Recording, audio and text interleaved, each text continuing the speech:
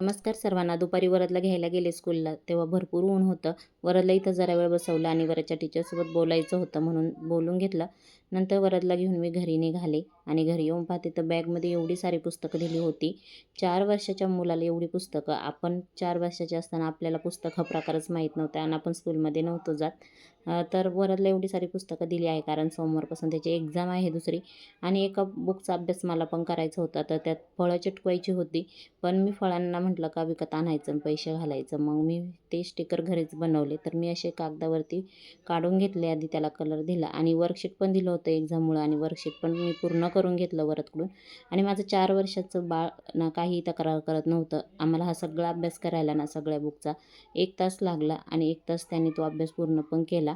1 तास अभ्यास करून मला एवढा कंटाळा आला होता ना, की काही विचारूच नका. मग अशी फळं चिटकवली आणि त्याला झोपी लावलं. रात्री पण तो आईचा अभ्यास करत होता आणि मी बस वाहत होते.